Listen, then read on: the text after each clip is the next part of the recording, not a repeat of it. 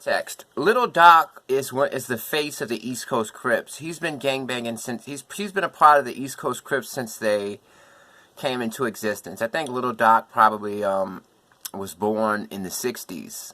I think he was born in 1966. So he's been around ever since the gang was first created.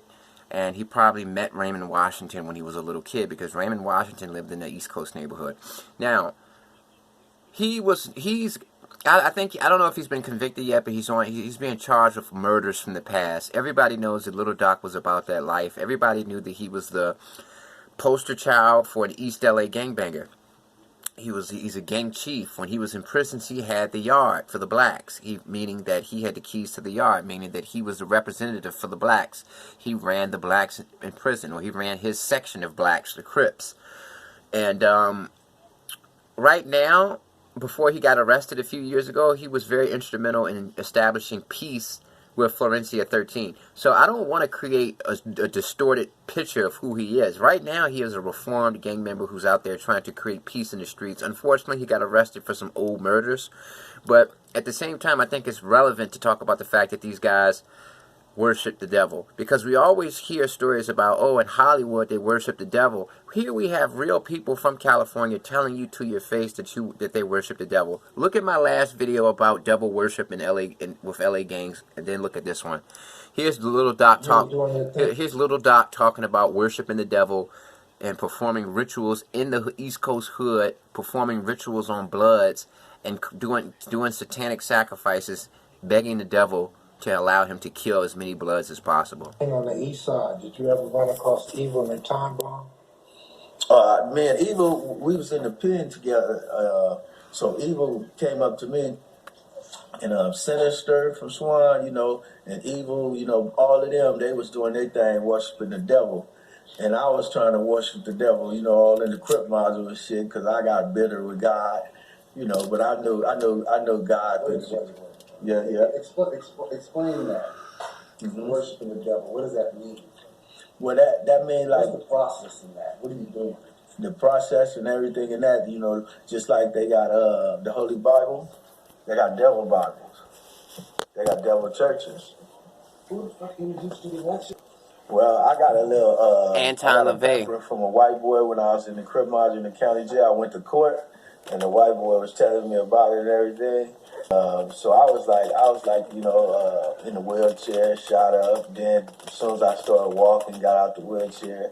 2 years later, I get shot 7 more times. So I was just like bitter towards God, but I knew God. Moms took me to church all the time. I knew Jesus Christ was my Lord and Savior, and died for my sin. But I got bitter. I was like, well, by God letting all this happen to me. I was like, shit, fuck it, motherfucker, shoot me, and I'm in the wheelchair, and then gonna shoot me again, and I'm in the wheelchair, and shit. So I was like, I fucked up shooting everybody. I was like, I want everybody with a limp. All you motherfuckers just a limp. You practicing this shit, right? The stars on the ground and all that? So I took off. The guy told me what to do, so I wrote these people in Texas, a devil church. They sent me a devil Bible. So I started taking the Bible, reading it and shit.